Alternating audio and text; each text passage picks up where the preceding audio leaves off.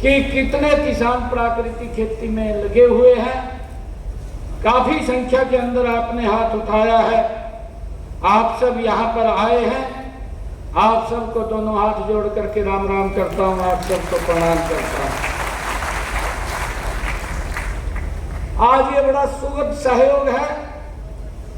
जैसा मैंने कहा भी है कि आज प्राकृतिक ये विश्व पर्यावरण दिवस, और आज ही क्योंकि ये ऐसे दिवस हैं जो हमारी संस्कृति, हमारे संस्कारों के साथ ये जुड़े होते हैं। आज ही गंगा दशहरा का पावन पर्व है।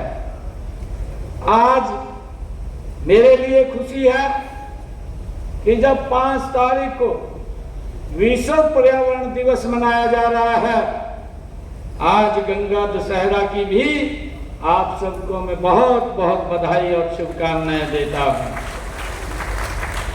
और यह अद्भुत संगम भी है कि आज हम प्राकृतिक खेती को लेकर के सभी यहाँ पर किसान भाई इस सम्मेलन में उपस्थित हुए हैं।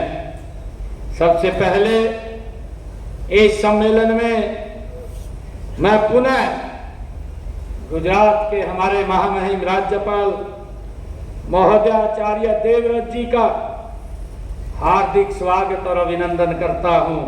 आज हम सबका मार्गदर्शन आप करने के लिए यहाँ आए। अभी चर्चा भी कर रहे थे कि जहां जहां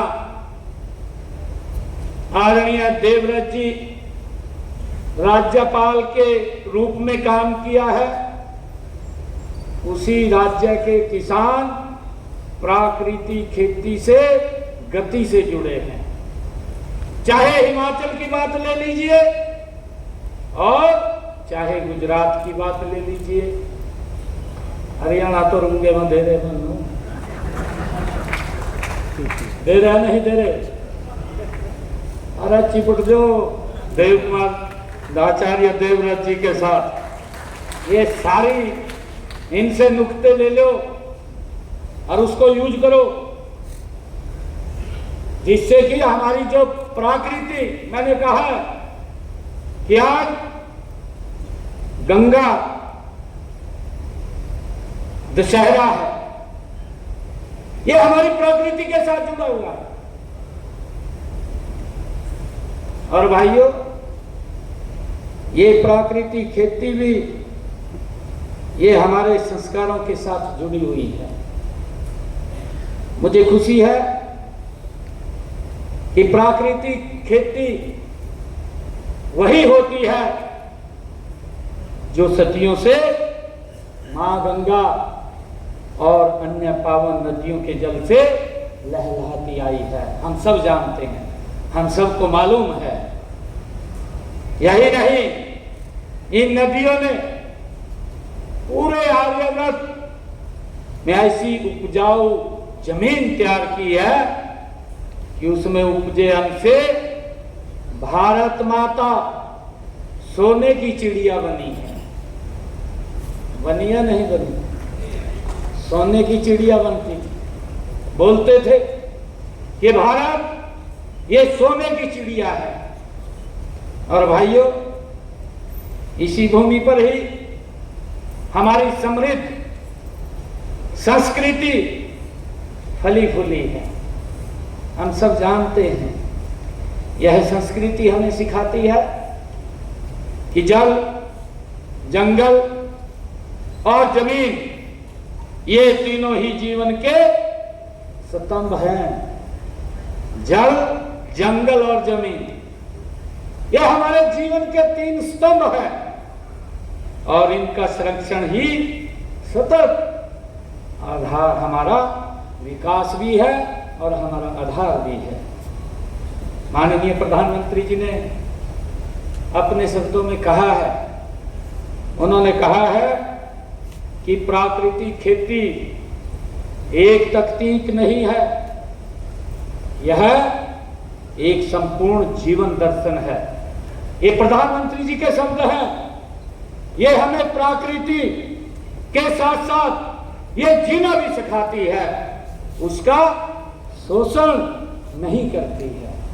ये हमें जीवन देती है प्राकृतिक, ये व्यक्ति का शोषण नहीं करती है। और अभी आचार्य देवव्रत जी जो बात कर रहे थे रासायनिक खेती की, वो हमारे जीवन को भी देती है। और हम तो उस संस्कृति में जीते हैं, जिस संस्कृति में वसुधैव कुटुंबकम, ये पूरा विश्व ये सुखी रहे। और जब ये पूरा विश्व सुखी रहे तो आज विश्व पर्यावरण दिवस के अवसर के ऊपर आदरणीय आचार्य देवव्रत जी ने हमें महत्वपूर्ण टिप्स दिए हैं, उनके साथ हमने जुड़ना है। मैं माननीय प्रधानमंत्री जी के बताना चाहूंगा मार्गदर्शन में हमारी सरकार विकसित कृषि संकल्प अभियान के साथ गति से आगे बढ़ रही है। हम गति से आगे काम कर रहे हैं। हरियाणा में हमने पिछले दिनों इसका शुभारंभ 29 मई को कुरुक्षेत्र की पवित्र भूमि से किया और ये अभियान ये 12 जून तक चलेगा। और इस अभियान का उद्देश्य किसानों को प्राकृतिक खेती के साथ जोड़ना, नई तकनीक के साथ जोड़ना, योजना और नवाचार के साथ कृषि क्षेत्र में सुधार लाना, उसके साथ जोड़ना। इन सुधारों में प्राकृतिक खेती की भी महत्वपूर्ण भूमिका ये होती है। इस बात को हमने समझना है, जो आदरणीय आचार्य देवव्रत जी ने हम सब का मार्गदर्शन किया है। मुझे खुशी है कि जब आज विश्व पर्यावरण दिवस के अवसर पर पूरी दुनिया के लोग वायु, जल व माटी के संरक्षण का संकल्प ले रहे हैं और इन्हें हर प्रकार से प्रदूषण से मुक्त करने के उपाय पर विचार कर रहे हैं। तो आज हम हिसार की इस पवित्र भूमि पर प्राकृतिक खेती इन सब समस्याओं का एक रामबाण है। इसके ऊपर हम बैठ करके चर्चा कर रहे हैं, विचार कर रहे हैं। यह केवल हरियाणा के कृषि नीति की नई दिशा देगी, बल्कि पूरे देश के लिए यह प्रेरणा का एक स्रोत बनेगी। मुझे खुशी है कि आज जब हम खदानों के मामले में आत्मनिर्भर हैं, लेकिन इसके लिए हमें बहुत बड़ी कीमत भी चुकानी पड़ती है। भाइयों, जब हम अपनी खेती में, जिसका भी जिक्र भी किया है, अंधाधुंध रासायनिक खादों का उपयोग करते हैं, खरपतवार नाशकों का उपयोग करते हैं, जल और वायु प्रदूषित होते हैं। आचार्य देवव्रत जी ने हमें उदाहरण देकर के बताया, वीडियो के ऊपर भी बताया, किस प्रकार से हमारे शरीर को ये धीमा जहर ये नष्ट कर रहा है। भाइयों, हमारी तो आंखों के सामने है। मुझे मालूम है एक समय के अंदर हमारा एक व्यक्ति 1 क्विंटल की बोरी सर के ऊपर रख करके वो ऊपर चढ़ जाता था। ये हमें ध्यान में है। परंतु देखते ही देखते जब से हम देश भर में रसायन खेती की तरफ बढ़े हैं, ज्यादा पेस्टिसाइड और यूरिया की तरफ बढ़े हैं, भाइयों, सरकार ने निर्णय किया कि अब व्यक्ति 1 क्विंटल की बोरी तो नहीं उठा सकता, उसको 60 किलो कर दिया। 60 किलो के बाद फिर सोचा कि ये फिर नहीं कम उठा सकता, उसको उठा करके 40 किलो कर दिया। और मेरे ध्यान में अब वो 35 किलो कर दिया। यही है ना? है ये कैसे, ये हमारे जीवन के साथ कैसे जुड़ रहा है, ये आप इसके ऊपर विचार कीजिए। कहाँ 1 क्विंटल की बोरी उठा करके चला जाता था। मेरे ध्यान में है, मैं अपनी बात बता रहा हूं। बोरवेल हो गया था हमारा, एक बार हम बोर कर रहे थे, खेत में लग रहे थे। वो जब बोर करते थे, बोर के दोनों साइड मट्टी की बोरियां रखते थे कि वो जल्दी नीचे चला जाए। आप ये यकीन मानिए, वो बोरी पूरी मट्टी की भरी। मेरे को कहने लगा एक छोरा, कहानियों कर उठाएगा मेरे सिर पर दर का, खाली तो क्या कराएंगे, कहा मैं इसमें ऐसी ऊपर टपा दूंगा, क्योंकि बार बार उतारनी पड़ती थी, फिर ऊपर उठाना पड़ता था। ये मेरे ध्यान में है। परंतु क्या आज कोई मिट्टी की भरी एक बोरी सिर पर तले तो ढाई ऊपर दर देगा क्या? नहीं दर सकता। ये इसका इम्पैक्ट है, ये रसायन का इम्पैक्ट है, हमारे शरीर के ऊपर है। आने वाली पीढ़ियां हमारी मजबूत सशक्त वो रहें, उसके लिए प्राकृतिक खेती की तरफ हमें बढ़ना होगा। उत्तम खेती बोलते भी थे कि उत्तम खेती, मध्यम व्यापार, अदम चाकरी, बीघ निदान। भाइयों ये बात बोलते थे, ये हमारे बोलचाल की भाषा में ये बातें आती थी। और उस समय हमारी जमीन अत्यंत उपजाऊ भी थी, जिसका जिक्र अभी उदाहरण के तौर पर भी आदरणीय हमारे आचार्य देवव्रत जी ने किया है। खेती रासायनिक खादों और कीटनाशकों के सहारे नहीं होती थी, बल्कि प्राकृतिक ढंग से ही की जाती थी। हम सबको मालूम है, गोबर गौमूत्र से बनी खादों का ही प्रयोग होता था। सीमित साधनों के बावजूद उस जमाने में किसान इतनी अधिक पैदावार करने में सक्षम होते थे। अभी आचार्य देवव्रत जी भी बता रहे थे, क्योंकि मुझे भी मालूम है, मैंने तो बहुत इसके अंदर काम किया है। अगर आपने 1 एकड़ के अंदर 4 ट्राली गोबर के खाद की डाल दी और 1 एकड़ के अंदर आपने 1 ट्राली डाल दी, एक में एक भी नहीं डाली, आप तीनों का अंतर देख लीजिए। फसल का तीनों का अंतर देखना। जिस एकड़ के अंदर आपने 4 ट्राली डाल लिया, उसके जो पैदावार होगी उसकी पैदावार को देखिए, जिसमें 1 डाल लिया उसकी पैदावार को देखिए, और जिसमें आपने 1 भी नहीं डाल ली उसकी पैदावार को भी देखिए, जिसके अंदर आप खाद के रासायनिक खाद के ऊपर निर्भर है। ये हमारी प्राकृतिक खेती की तरफ आचार्य देवव्रत जी ने बड़े उसको आपको समझाया है कि हम प्राकृतिक खेती की तरफ हमें जाना होगा, ताकि हम अपने आप को भी बचाएं और समाज को भी बचाएं, दुनिया को भी बचाएं। ये हमारी जिम्मेवारी है। मुझे खुशी है बताते हुए कि प्राकृतिक खेती सही मायनों में ये दैवीय खेती होती है। प्राकृतिक खेती ये दैवीय खेती होती है। हमारे प्राकृतिक संसाधनों व पंचभूत तत्वों, यदि भगवान की सर्वोत्तम पूजा है तो अर्थात भगवान का मतलब है, भय का मतलब है भूमि, और गय का मतलब है गगन, वय का मतलब है वायु, और आ का मतलब है आग, नय का मतलब है नीर। भाइयों, ये भगवान से इन तत्वों से जिसकी हम पूजा करते हैं, ये प्राकृतिक खेती में हमें दिखाई देते हैं। हमने प्राकृतिक खेती को बढ़ावा देने के लिए प्रदेश में 2022 में हमने प्राकृतिक खेती योजना इसका शुभारंभ किया, और इसमें लगभग 97 करोड़ रुपए का प्रावधान हमने बजट से इसके अंदर किया है, और इसे हर वर्ष हम बढ़ाने का काम कर रहे हैं। इसके अलावा हमने प्राकृतिक खेती पर एक पोर्टल भी शुरू किया है। अब तक इस पोर्टल पर लगभग 1,84,665 किसानों ने 2,73,955 एकड़ क्षेत्र का पंजीकरण इस पोर्टल के ऊपर कराया है कि हम प्राकृतिक खेती कर रहे हैं।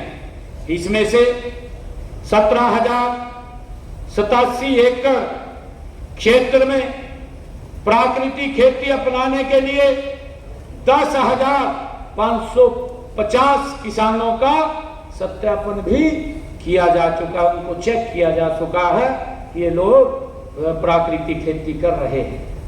मुझे बताते हुए कि हमने कृषि एवं किसान कल्याण विभाग की 53 एकड़ 4 कनाल भूमि पर प्राकृतिक खेती करने का ये निर्णय लिया है।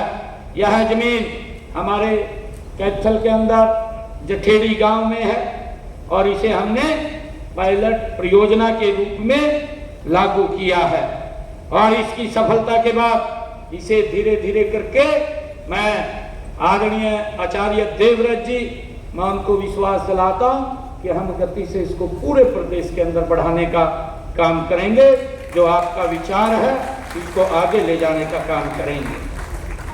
मैं बताना चाहूंगा कि हमने 2025-26 के दौरान 1 लाख एकड़ हरियाणा प्रदेश में प्राकृतिक खेती करने का लक्ष्य निर्धारित किया है। 2022 से अब तक 720 किसान गोष्ठियां हमने इस प्राकृतिक खेती को लेकर के की हैं, 22 कार्यशालाएं की हैं, 1 राज्य स्तरीय मेला आयोजित किया जा चुका है। इन कार्यक्रमों में 35,000 किसानों ने भाग लिया है। हमने प्राकृतिक खेती अपनाने हेतु प्रशिक्षण प्रदान करने के लिए आपके जो नेतृत्व में कुरुक्षेत्र में गुरुकुल चल रहा है, उस कमेट, उस जींद, हमेटी, सिरसा और मंगियाना, करनाल के ग्रांडा में भी उस तर्ज के ऊपर हमने प्रशिक्षण केंद्र वो स्थापित किए हैं। गुरुकुल कुरुक्षेत्र हम सब जानते हैं कि जो प्रशिक्षण केंद्र में प्रगतिशील किसानों को प्रशिक्षण देने के लिए राज्य सलाहकार की भी वहां पर नियुक्ति की है। मुझे ये भी खुशी है कि अब तक उसमें 9,707 प्रतिभागियों को प्रशिक्षण दिया जा चुका है। इनमें युवा किसान, महिलाएं, सरकारी कर्मचारी शामिल हैं। इसके अलावा हमने हमेटी जींद में राज्य के 6,234 सरपंचों को 1 दिवसीय हमने ऑनलाइन प्रशिक्षण भी दिया है। मुझे ये बताते हुए कि अब तक 2500 किसानों को हमने ड्रम खरीदने के लिए, जिसका जिक्र आचार्य देवव्रत जी ने किया है, ड्रम खरीदने के लिए भी हमने 75 लाख रुपया उनको देने का काम किया है। किसानों के लिए प्राकृतिक रूप से उत्पादित और लोकप्रिय बनाने, उनकी पैकेजिंग, ब्रांडिंग के लिए प्रति किसान हमने 20,000 रुपए प्रदान वो भी किए हैं। 2 एकड़ या इससे अधिक में प्राकृतिक खेती करने वाले किसानों को 1 गाय, पहले तो 2 एकड़ था, अब हमने इसको 1 एकड़ कर दिया है। और अगर प्राकृतिक खेती करने वाला किसान गाय लेगा तो सरकार, हरियाणा सरकार 30,000 रुपया उस गाय की खरीद के ऊपर सब्सिडी देने का काम हमारी सरकार कर रही है। इस योजना के तहत हमने 492 देसी गायों की खरीद के लिए 1,23,00,000 रुपया किसानों तक पहुंचाने का काम ये हमारी सरकार ने किया है। मुझे ये भी खुशी है कि किसानों को प्राकृतिक खेती के लिए प्रेरित करने के अलावा हमने आपको और अनेक प्रोत्साहन वो दिए हैं। माननीय प्रधानमंत्री जी ने हाल ही में हरियाणा के अंदर 14 फसलें जो MSP में बढ़ोतरी की है, हम हरियाणा में सभी 24 की 24 फसलों की खरीद न्यूनतम समर्थन मूल्य पर करते हैं। इसके अलावा किसान अनहित में कई योजनाएं भी हमारी सरकार चला रही है। मुझे खुशी है कि आदरणीय प्रधानमंत्री जी द्वारा जो प्रधानमंत्री किसान सम्मान निधि है, जो किसानों तक पहुंचाई जाती है, मुझे खुशी है हरियाणा प्रदेश के 20 लाख किसानों के खाते में अब तक ये 19 किस्तें गई हैं। इनमें 6,563 करोड़ रुपया हरियाणा के किसान के खाते में ये पहुंचाने का काम किया है। मुझे खुशी है कि हमने, अगर हमारे किसान की प्राकृतिक आपदा के कारण फसल खराब होती है। हमने पिछले 10 वर्षों में हरियाणा प्रदेश के, ये 10.5 वर्ष हो गए हैं, हरियाणा प्रदेश के किसान के खाते में प्रधानमंत्री फसल बीमा योजना के माध्यम से 15,145 करोड़ रुपया पहुंचाने का काम किया है। मुझे ये भी बताते हुए कि जैसे पिछले सीजन में खरीफ की फसल में बरसात कम हुई थी, किसान का खर्चा ज्यादा हुआ था, हमने ये निर्णय किया था कि किसान के खाते में 2,000 रुपए प्रति एकड़ हम पहुंचाने का काम करेंगे और हमने इसके माध्यम से 1,345 करोड़ रुपया बोनस के रूप में वो हरियाणा प्रदेश के किसान के खाते में पहुंचाने का काम किया है। भाइयों, मुझे ये भी खुशी है आप लोगों को बताते हुए कि अभी विधानसभा के अंदर हमने कुछ कंपनियां जो नकली खाद बीज किसान को उपलब्ध कराती थी, कोई कार्रवाई नहीं होती थी, उसके लिए हमने विधानसभा में एक कानून बनाया है ताकि नकली बीज और कीटनाशकों पर रोक लग सके। हमने हरियाणा प्रदेश के जो किसान हैं, अंग्रेजों के जमाने का एक अभियान लगा हुआ था और अभियान का 133 करोड़ रुपया किसानों के ऊपर बकाया था। हमने आकर के निर्णय किया कि इस अभियान को जड़ से समाप्त किया, 133 करोड़ रुपया भी हमने माफ करने का निर्णय लिया, वो भी हमने पूरा का पूरा माफ किया है। और मुझे ये बताते हुए कि हमने ये भी निर्णय किया कि हमारे जो पट्टेदार किसान थे, लंबे समय से काश्त करते थे, मालिकाना हक नहीं था, अब हमने उन किसानों को मालिकाना हक देने का निर्णय भी हमने किया है। विधानसभा में बिल ला करके ऐसे पट्टेदार किसानों को कृषि भूमि पट्टा एक्ट लागू किया है, जिससे कि उनको मालिकाना हक देने का निर्णय हमने किया है। और मुझे खुशी है जब मैं आज यहाँ पर आया हूँ और प्राकृतिक खेती में आज आदरणीय आचार्य देवव्रत जी ने यहाँ पर आकर के हम सब का मार्गदर्शन किया है और हम सबको अवगत कराया है कि इसके नुकसान क्या है, इसके फायदे क्या हैं, क्योंकि हमने 30 करोड़ रुपया अब की बार बजट में प्रावधान किया है प्राकृतिक खेती के लिए, उनको सुविधाएं देने के लिए। मैं आज प्राकृतिक खेती जो, क्योंकि किसान कई बार यह बात बोलते हैं भी हमें प्राकृतिक अनाज तो पैदा कर देते हैं परंतु उसका लाभ हमें पूरा दाम नहीं मिलता।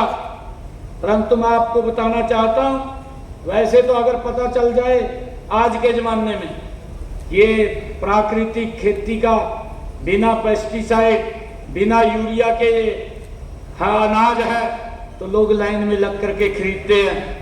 परंतु फिर भी हमने निर्णय किया है कि प्राकृतिक खेती तथा जैविक खेती से उत्पादित गेहूं, धान, दालों के लिए प्राकृतिक तथा जैविक मंडी, ऑर्गेनिक मंडी की स्थापना ये गुरुग्राम में की जाएगी। इसकी मैं आज घोषणा करता हूं। मैं ये भी घोषणा करता हूं कि प्राकृतिक तथा जैविक फल सब्जियों के लिए प्राकृतिक तथा जैविक मंडी, ऑर्गेनिक मंडी हिसार में भी बनाई जाएगी, इसकी भी मैं घोषणा करता हूं। और इन दोनों प्राकृतिक और जैविक मंडियों, ऑर्गेनिक मंडियों में उत्पादन की जांच हेतु प्रयोगशालाएं भी स्थापित की जाएंगी, जिससे हमारे ये प्रयोगशालाएं गरौंडा, सिरसा में फल सब्जियों में कीटनाशकों की, किसानों की फसल की निःशुल्क जांच करेंगे। बागवानी विभाग की ये प्रयोगशालाएं में की जाएगी, जहां बागवानी विभाग होगा ये प्रयोगशालाएं वहां पर लगेंगी और किसानों की ये प्राकृतिक खेती के अनाज की फ्री में उसकी जांच करेंगे। हरियाणा किसान कल्याण प्राधिकरण के तहत प्राकृतिक तथा जैविक खेती के उत्पादकों का स्टिक, तथा उत्तर मूल्य निर्धारित करने के लिए हरियाणा में एक समिति का चयन किया जाएगा, ताकि प्राकृतिक खेती के भाव क्या हो, किसान को क्या रेट मिले, उसके लिए एक समिति बनाई जाएगी। प्राकृतिक खेती प्रोत्साहन के लिए खंड पुंडरी कैथल में कृषि विभाग की 53 एकड़ भूमि प्राकृतिक खेती करने वाले किसानों को नीलामी में पट्टे पर दी जाएगी, ये भी हमने निर्णय किया है। पंचायत स्तर पर प्रत्येक पंचायत में उपलब्ध कुल पंचायती भूमि में से 10% भूमि या कम से कम 1 एकड़ भूमि पर प्राकृतिक खेती के लिए आरक्षित की जाएगी। यह भूमि केवल भूमिहीन, जिनके पास भूमि नहीं है, ऐसे लाभार्थियों को नीलामी के माध्यम से वो दी जाएगी। इसकी भी मैं आज घोषणा करता हूं। सरकारी या पंचायती जमीन पर जो भी किसान प्राकृतिक खेती करेगा, उन किसानों को भी प्राकृतिक खेती योजना के तहत वित्तीय प्रोत्साहन के रूप में कच्चे माल के भंडार प्रसंस्करण के लिए 4 ड्रम की खरीद पर 3000 रुपए प्रति किसान दिया जाएगा। एक देसी गाय की खरीद पर 30,000 की सब्सिडी दी जाएगी। प्राकृतिक खेती से प्राप्त उत्पादों की ब्रांडिंग और पैकेजिंग के लिए प्रति किसान 20,000 रुपए प्रदान किए जाएंगे। इसकी भी मैं आज घोषणा करता हूं। भाइयों, आज आदरणीय आचार्य देवव्रत जी, आज हम सब जो प्राकृतिक खेती की तरफ सरकार आदरणीय मोदी जी और हरियाणा सरकार मिलकर के किसानों के बीच में इस जागरूकता को गति से ले जाने का काम कर रहे हैं। मेरा आप लोगों से आग्रह है कि हम भी इसमें आगे बढ़ करके काम करें, ताकि आपको नुकसान ना हो। आदरणीय प्रधानमंत्री जी का और हमारी सरकार का ये दायित्व है कि किसान को उसकी फसल का लाभकारी मूल्य मिले, और उसको लेकर के ये सरकार कटिबद्ध है। मैं आपको बताना चाहूँगा कि लगातार MSP को बढ़ा करके देने का काम, और अगर हम प्राकृतिक खेती के अंदर जुड़ेंगे, इसके लिए जो हमने एक कमेटी बनाने का आज घोषणा की है, उसके माध्यम से उसके अलग से रेट देने का काम भी वो कमेटी जो सुझाएगी उस हिसाब से उसको किया जाएगा। आज इस प्राकृतिक खेती सम्मेलन के माध्यम से हम सब ने मिलकर के जो विचार, अनुभव और जो समाधान साझा किए हैं, वे न केवल आज के लिए बल्कि हमारी आने वाली पीढ़ियों के भविष्य के लिए ये एक दिशा सूचक ये है, और इसके लिए हमें गति से आगे बढ़ना है, ताकि हमारी आने वाली पीढ़ी सुरक्षित रहे। हमने हरियाणा के अंदर मेरा पानी मेरी विरासत, अभी जिसकी बात भी हो रही थी कि पानी लगातार नीचे जा रहा है, डार्क जोन के अंदर जा रहे हैं। हमने लगातार अटल भूजल योजना के तहत जहां डार्क जोन है उसमें अलग से तालाब बनवाने का काम हमारी सरकार कर रही है, ताकि बरसात का जो पानी आए उस अटल भूजल तालाब के तहत रिचार्जिंग का काम करे। और हमने हरियाणा प्रदेश के अंदर लगभग 2,500 अमृत सरोवर बनाने का काम किया है, और 2200 के ऊपर और आगे काम चल रहा है, ताकि आने वाले समय में इस पानी की समस्या से हम ना जूझ पाएं। परंतु मेरा आग्रह है कि जब हम रिचार्ज के लिए इतना बढ़ करके आगे सरकार काम कर रही है, जो अभी हमारे आचार्य देवव्रत जी ने दिखाया कि हम खाद, यूरिया और DAP गेर करके किस प्रकार से भूमि को बंजर बना रहे हैं, कि उसके ऊपर जो ड्रिल भी है वो ड्रिल भी काम नहीं कर रही है, वो लोहे की तरह है, वो टाइट हो रही है। उसके लिए हम भाइयों इसका कम से कम इस्तेमाल करते हुए हमने प्राकृतिक खेती की तरफ आगे बढ़ना चाहिए। आइए हम सब मिलकर के आज हरियाणा को प्राकृतिक खेती का एक नया मॉडल बनाने के संकल्प लेने का काम करें। आज इस पर्यावरण दिवस के ऊपर मैं पुनः आदरणीय हमारे गुजरात के महामहिम राज्यपाल आदरणीय आचार्य देवव्रत जी आज यहाँ पधारे हैं। इन्होंने हम सब का मार्गदर्शन किया है।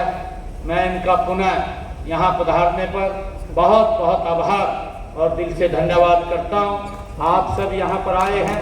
मुझे पूर्ण विश्वास कि जब ये प्राकृतिक खेती की ज्वाला पूरे प्रदेश में जाएगी, हम सब उसके गवाह होंगे और हम सब मिलकर के इसमें आगे बढ़ेंगे और लोगों को और किसानों को भी जागरूक करेंगे। आप सबका बहुत बहुत धन्यवाद। इन्हीं शब्दों के साथ जय हिंद, जय भारत, जय भारत माँ, जय किसान, जय